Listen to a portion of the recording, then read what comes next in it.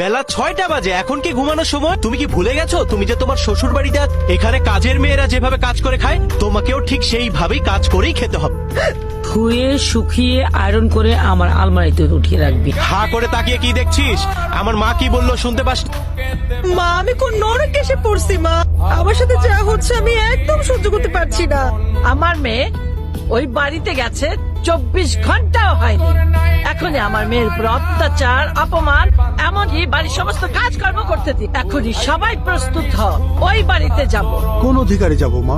বিয়েটা তো তুমি তোমার পছন্দে দিয়েছো, আমাদের কোনো মতামতই জানতে চাও না। তুমি আমাদেরকে কথা বলার সুযোগই দাও নাই। ভাইয়া তো ঠিকই বলেছে, আমরা কোন অধিকারে যাব? আমার মেয়ের জন্য আমি একাই যথেষ্ট।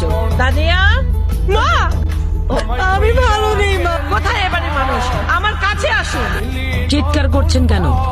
এটা কি কোনো বাজার? আমার মেয়ের বিয়ে হয়েছে 24 ঘন্টাও হয়নি, এর মধ্যে আমার মেয়েকে দিয়ে বাড়ির সমস্ত কাজ করাচ্ছেন, আমার মেয়েকে অপমান করছেন। এইটা কোনো অপমান, এটা চৌধুরী বাড়ির নিয়ম। আমি আমার মেয়ের উপর অত্যাচার সহ্য করব না। আপনি ভুল শব্দ ব্যবহার করেছেন। অত্যাচার না, এটা এই বাড়ির বাস্তবতা। আপনি চাইলে আপনার মেয়েকে নিয়ে যেতে পারেন, দরজাটা খোলা আছে। এতে আমার মায়ের কারোরই কোনো আপত্তি নেই। এত চিৎকার চেঁচামেচি করে কোনো লাভ নেই। যেহেতু আমি বা আমার মা আপনাকে এই বাড়িতে দাওয়াত দিয়ে নিয়ে আসিনি, সুতরাং আপনি এখন চলে যেতে পারেন। মা, কি ব্যাপার? তোরা ব্যাগপত্র নিয়ে কোথায় যাচ্ছিস? আমরা চলে যাচ্ছি মা। যতদিন যাচ্ছে ঝামেলা শুধুই বাড়ছে মা। মা, আমরা কখনোই যেতে চাইনি, কিন্তু আপনি বারবার আমাদের এটাই বুঝিয়েছেন আমরা এই বাড়ির উপযুক্ত না। চলে যা, আমি আর তোদের বাধা দেব না। এভাবে নাড়ানাড়ি করলে হবে? ঠিকঠাক মতো লবণও দিতে হবে। আবার হা করে তাকিয়ে আছে।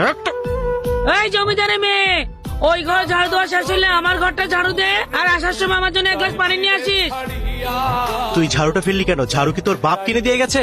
তোল, এক্ষুনি আমার মায়ের ঘর ঝাড়ু দিয়ে যা। এই যে নবাব জাদি, এখানে শুয়ে শুয়ে ঘুমালে হবে? আমার বিছানা কে গুছাবে? হ্যাঁ, যাও, আমি ঘুমাবো। এক্ষুনি যে আমার বিছানা গুছাও, যাও। কি তাতে কি জোর নেই? আমার জীবনটা তুমি কেন নষ্ট করলে? আমি তোমার জীবন নষ্ট করেছি? আমি তো তোমার জীবন নষ্ট করিনি। মানে বিয়ে করলে কি কারো জীবন নষ্ট হয়ে যায়? হ্যাঁ, নষ্ট হয়ে যায়। বিয়ের আগে যখন মানুষটা একরকম দেখায়, আর বিয়ের পর পুরো পরিবর্তন হয়ে যায়।